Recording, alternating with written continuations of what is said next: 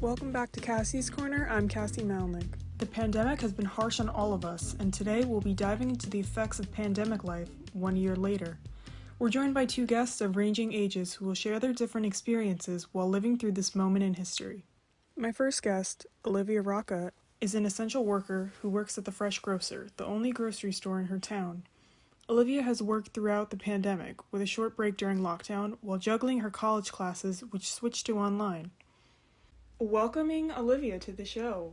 How are you, Olivia? I'm so well today. So, as an essential worker, did you ever think your job would play such an important role in a national crisis? Like, did you ever think you would be dealing with this when you signed up for the job? No, not at all. I started working in a grocery store when I was 16 years old. I was a junior in high school. And the only reason that I kept working there is because I didn't go away to college and because I was in community college. But, you know, I guess, what was that, like the second semester of my first year of college, I was suddenly like integral to the exact like foundation of the country and to well, I don't know, I guess that sounds a little like self-important, but it was so weird because I really felt like nobody, you know, even considered that my job was important at all for any reason.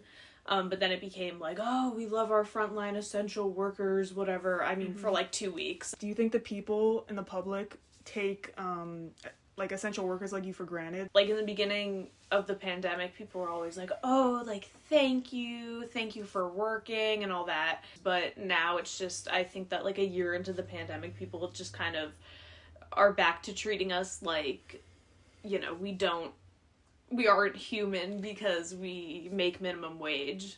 Would you have continued your job knowing what you would have had to go I don't through? know. Maybe if I knew that this was going to happen, I wouldn't have stayed at my job because honestly, I don't know if for the past year, like risking my life and my health and my family's lives was worth being, you know, like verbally berated by customers and I don't know if it was worth getting treated the way that I have been treated. So, yeah, maybe I wouldn't have stayed at my job.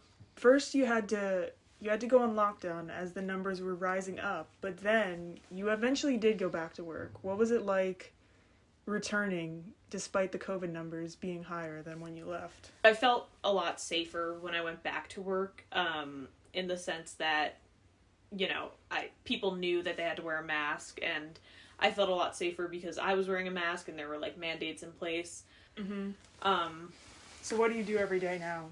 Well, I'm still in school, so usually, you know, maybe I have like 1 or 2 Zoom classes a day, but there's no like order, there's no schedule to it at all. I think that during the pandemic, my anxiety got so much worse. I don't know, maybe it was just because of like the isolation and the fact that it was so much harder to do everything. I started having like panic attacks more often and stuff like that, and it just became so much harder to focus on anything and feel like I was doing anything right. You recently got vaccinated. What was that experience like? It was hard to find an appointment, but once I did, I was just so like relieved and excited, especially because of the fact that I am an essential worker. It kind of felt like, okay, now I can like breathe and I don't have to compensate for the people that I encounter when I'm working that don't wear their masks correctly or, you know, that refuse to wear a mask or something like that. What's the first thing you want to do when you know you're completely safe?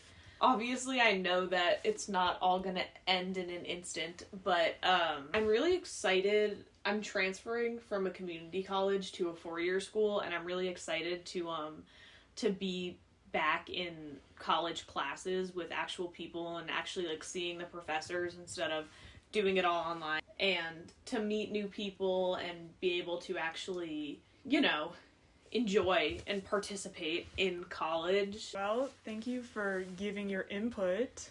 Yes, I appreciate the opportunity. My next guest, Connie O'Connor, is a 92-year-old woman who lives alone in Carlstadt, New Jersey. When the pandemic first struck, Connie was left even more alone than usual because her kids could not visit her. I sat down with Connie to discuss her experience. Do you know what a podcast is? No, I heard of it. Connie is hard of hearing, so I had to speak up for her interview portion. As a person who was at high risk of severe illness if she contracted the virus, she was forced to live in isolation for months. Does living in isolation for a long period of time, did it take an emotional toll in any way? Well, there wasn't much difference because I'm mostly by myself anyway. I've been that way because I'm homebound. I was just as glad nobody did come. It would have been nice to have people in person, of course. So I just kept busy cleaning the house, reading a lot, watching TV. Yeah. And talked on the phone. Yeah. What was your first reaction to hearing the word pandemic last March? Did you ever experience something like it? My first reaction was, what's a pandemic? Mm-hmm. I never experienced anything like this in all my years. I wasn't scared or annoyed, not knowing how long it would go on, really. Very frustrating. When is this going to end? And because of the virus and wearing a mask, it was harder for me to get out. So I just stayed home and went out only if I had to go to a doctor's visit or something.